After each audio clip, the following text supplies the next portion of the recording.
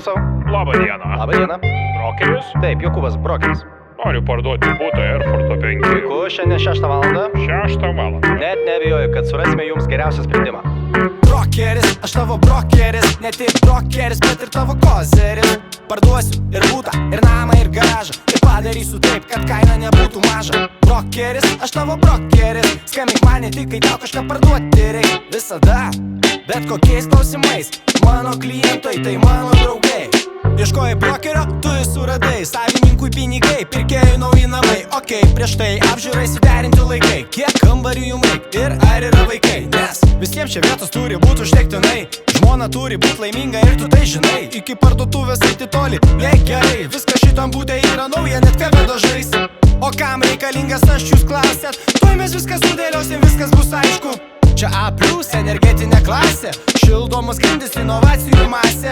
Projektas pagal interjero dizainą, tai itališki baldai, jie įeina į kainą.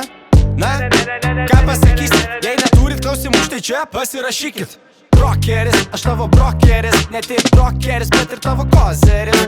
Parduosiu ir butą, ir namą, ir garažą, ir padarysiu taip, kad kaina nebūtų maža. Brokeris, aš tavo brokeris, skambink mane tik, kai tau kažką parduoti reik. Visada, bet kokiais klausimais, mano klientai tai mano draugai. Sviruojanti rinka, mums nebėda, kai sustatome viską į savo vietas. Įvertinam kainas, numatom lubas, filmavimus imam į savo rankas. Aprašymą rašo, ne ChatGPT kalba, tik patirtis, kuris slypi širdį. Su mašina lekiam aprodyti ant jį, ryte vakarė jau dėrybas vedi.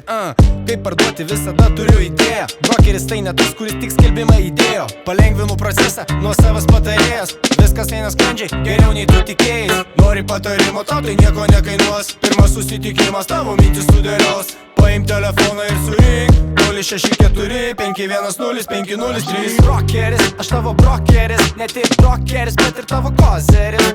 Parduosiu ir butą, ir namą, ir garažą, ir padarysiu taip, kad kaina nebūtų maža. Brokeris, aš tavo brokeris, skambink mane tik, kai tau kažką parduoti reik. Visada, bet kokiais klausimais, mano klientai tai mano draugai.